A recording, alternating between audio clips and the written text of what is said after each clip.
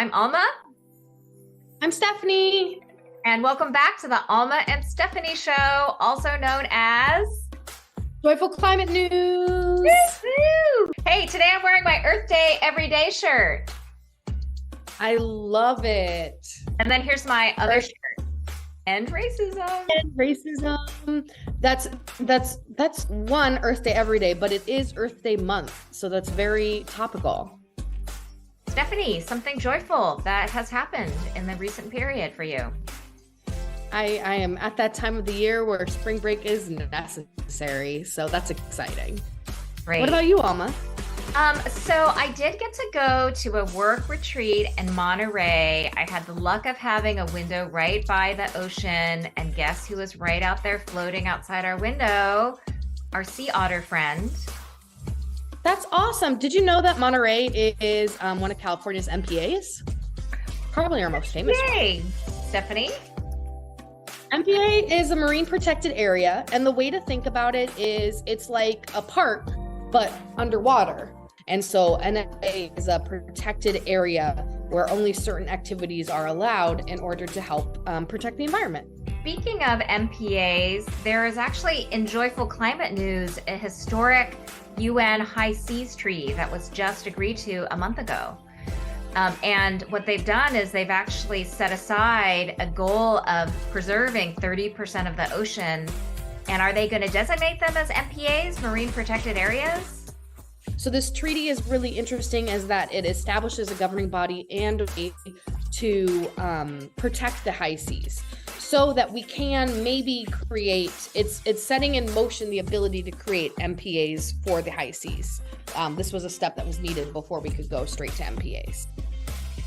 Yeah, it's apparently a really big deal. And, the ocean is the biggest carbon sink in the planet. Preserving our carbon sinks is incredibly important. Not just that the ocean is one of our greatest heats and has been absorbing a lot of the excess heat created by the climate crisis. Yeah, I agree. A lot of us have heard the stories about coral dying and habitat changing because of the heating ocean. It is really incredibly important and very hopeful that we actually have a treaty now to protect the high seas.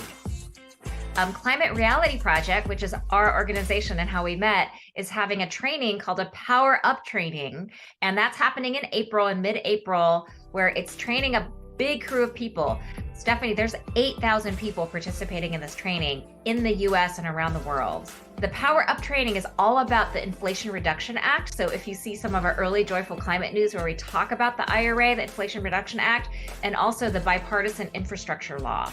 So the two of these are infusing the economy with a bunch of funds and support to convert to green energy. We're going to have more on the site and in our Joyful Climate News to update people about the latest of taking advantage of some of those credits and the exciting move to renewable energy in the United States. And, Climate Hope, we're having a fundraiser, joyful dance event.